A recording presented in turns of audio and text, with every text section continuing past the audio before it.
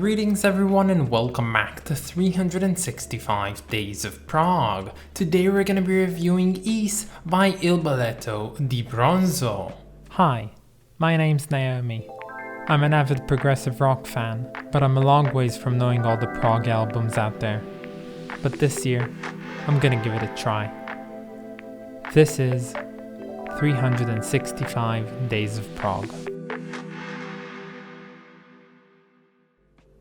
I always tend to screw up these Italian names, but the thing is not even Italian. I think it's French. I'm gonna talk about it later, but Is, it's spelled Y-S. How does that make any sense? And then the name itself, it doesn't even start with a capital letter. It's like Il Balletto di Bronzo. I don't know. Anyway, I'm saying gibberish. Here are some of my favorite bits from this album.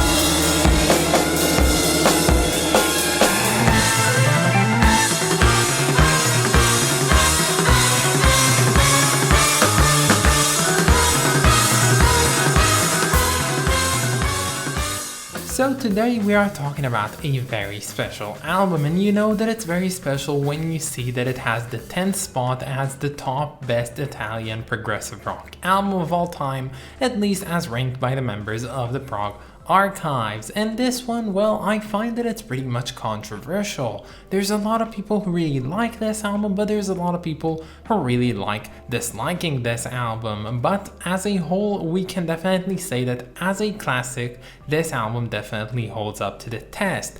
But first and foremost, let's of course talk about the band behind this one. Let's of course talk about the band behind this album called Il Balletto del Bronzo. So, in the year of 1966, in Naples, Italy, formed a band called Battitori Slovacchi. But in the period since 1966 to 1969, these guys did not release any recorded material, and they mostly focused on playing psychedelic rock and blues rock around Italy. But in 1969, these guys rebranded themselves and gave themselves the new name of Il Balletto di Bronzo, which means the Bronze Ballet, and under that alias they started releasing music in the form of two singles, one in 1969 and the other in 1970. And these two singles were still very much akin to the psychedelic rock / blues influences that they had in the start and sounded very much like them. And in the year of 1970, the band came out with their debut album called Serio 2222. And this one, while we did see the progressive movement start rising in the rest of the world, is not considered to be a very progressive album, still sticking that much to the old-fashioned 60s influences of psychedelic rock, you know, space rock, blues and whatever. It's not really that of a progressive album. You can definitely see that a lot of prog heads even nowadays don't really regard this one as a must listen, if even a good album to start with. And well, this album, as you might infer, was not a breakthrough for this band. It was a pretty mild album, and the major success that it saw was not that major, but one of its tracks was used in an Italian thriller film called $5 for an August Moon. It was played during the end credits, and that means that hypothetically, if Il Balletto di Bronzo went in the same direction of this, they might have ended up much like Goblin. And well, in this point for the band, it seemed like their debut album was not that successful, and there was this lingering curse all around of Italian bands that were going progressive progressive that didn't manage to create more than one album before disbanding. And well, while two members leaving the band did seem like a very foreboding thing at the time, these guys soldiered on, got two new players to play on the next album, and in 1972 they came back with their second studio album, this one called Ease. And this time they were much in the head of going full on progressive rock, being mainly inspired by bands like ELP, Gentle Giant and Genesis. Seeing their rise in England made them very inspired to try it out for themselves, and of course they decided to also make this one a concept album revolving around the tale of the ancient French lost city called Ys. Now honestly, before getting to this one, I always thought that its name was just like YS, that it was initials for something, but apparently no, that's a real name in French. It's called Ys, it's the lost city somewhere in France, nobody really knows about it, and honestly when I listen to this album, the concept itself doesn't really seem to be the thing leading the album all throughout, and it seems like a lot of people don't really talk about it in the context of this album, so it doesn't make that much of a difference, even if I don't know the story that's being told. And honestly, if you're looking for a good progressive rock concept album that talks about a lost city under the sea, you might as well go ahead and check out Ocean by Eloy. But anyway, this album totally featured something different on it, a lot different from Stereo 2222, now going full on in the direction of progressive rock and mainly in the direction of symphonic prog that was twisted enough to later be defined as what we know now as RPI. But in addition to that, this album also saw the band dwell into some very much hard prog, being very aggressive and harsh with their music to the point what I would call this one aggressive progressive rock. And well, the aggressiveness of Ys has been a major point of conflict since basically when it came out. A lot of people love the idea that it's so harsh and it's so rough in a way, and the vocals, they're hard to digest, and the keyboards and the drumming and the constant instrumentation, all of that made this album into something very much special and unheard of. But in a way, a lot of people also find this one to just be too much for them, too much for their ears, too loud. You know, my own girlfriend was walking in me when I listened to this one, and she could hear it emanating through my earphones, and she was like, oh my god, what are you listening to? And she knows that I listen to some odd stuff, so when she said it, you know that it's something more than usual. And well, where personally do I sit in this conundrum? I'd say somewhere around in the middle. But firstly, before I get into my personal opinion of this album, let's finish off the story we started telling. So after releasing Yes, despite it being quite successful at the time, the band really didn't see much of a breakthrough.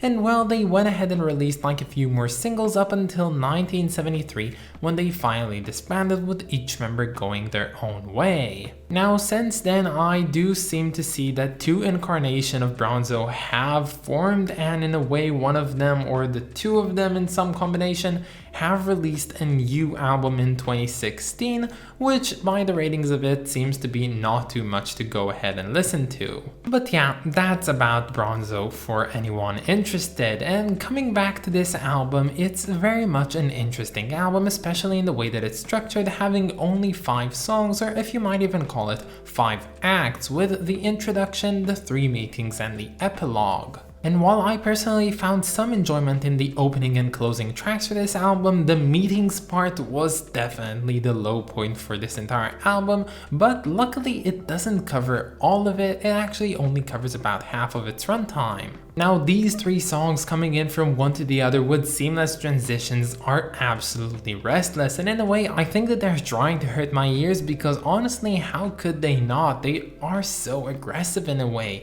and it might not be apparent in the first hearing of it, but they definitely are. They're just too much at times. Maybe it's just me, maybe I'm soft, maybe I'm just too tired for this, I don't know, but what I found this one to be a pretty long stretch of pretty suffering music. Now the thing is, the music itself wasn't bad per se. I do think that it has a really good bass to it, but the thing is, the way that they executed it just made it all the more worse. Looking back at it now, I gave them ratings around about like 7 and 6 to these 3 songs, and I don't know how I feel about these ones, because I definitely did suffer to some extent when listening to them.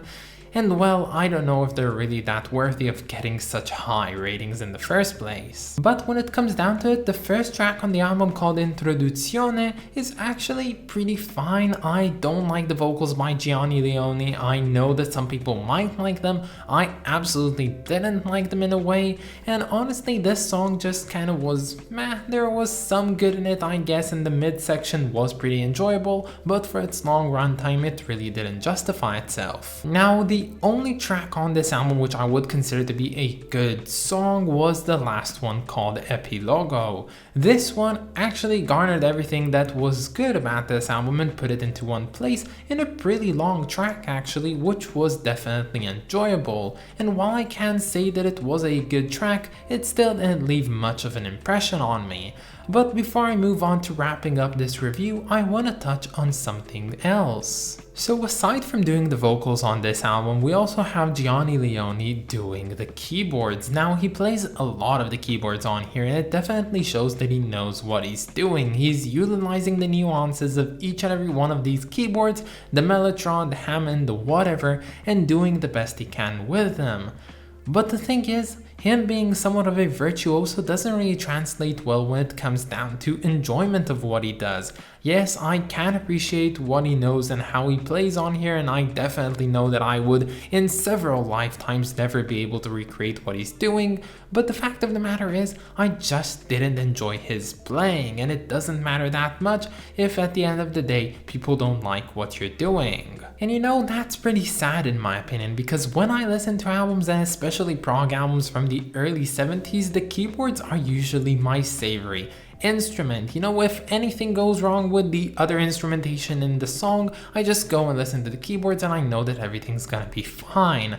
But in this case, I try to stay away from the keyboards as much as I can, because at most times they were just hurting my ears and not being enjoyable at all, and I don't know, that just kind of felt violating in some sense. But wow, I'm taking this too far. I guess I did have a pretty rough experience with this album, and honestly I see a lot of people who love this album so much. I guess it's just one of those things like the dress, you either see black and blue or you see gold and white. It doesn't really matter, but that's just my own opinion of it. But as I said, not that of a bad album, and definitely one of those classics which even if you're not gonna like, you should definitely at least try and give it a listen, because it's something to get to know a very early Italian prog, which is also something that I kinda enjoy, but at the same time I feel like I'm losing a bit of interest in it, because now the romanticised vision that I had about it in the past, that it's all just very good, has kind of shattered in places, and now I can see that there's definitely Italian prog that I personally very much dislike. This album cover though, I much better like. Yes, I don't find that it has a lot to do with the subject of the lost city of Ys. It doesn't look like it has anything to do with the sea or stuff like that, or even with the concept. I would actually argue that it has a lot more to do with the name of the band themselves, being the Bronze Ballet, seeing as the cover itself could be passed as some sort of bronze in several ways, and maybe the dancer or the fine lady in the pictures might be a ballet dancer. But honestly, yeah, I can't find a lot of meaning in this cover, but does it really matter? I don't think so. I think that it looks good and it does the job, and I think that's fine enough. So this album was kind of fine all throughout, but in a way it also very much annoyed me at several moments, and while I am conflicting about its rating, I think that I'm gonna settle on a decent rating of 6 out of 10. But that's about it guys. I hope that you enjoyed this video, and stay tuned for tomorrow, because tomorrow is going to be a very spooky episode in the spirit of the holiday, and of course we're gonna be reviewing Damnation by Opeth. Yes, of course I want to thank my lovely supporters over on Patreon, so thank you so much to Clay Warner, Mist of Kings, and Lindsay Hecox. You guys are just the best, and if any of you want to support me over on Patreon, you can find the link down in the description or in my About page. But that's about it guys, have a wonderful day, and I'll catch you all tomorrow. Bye guys.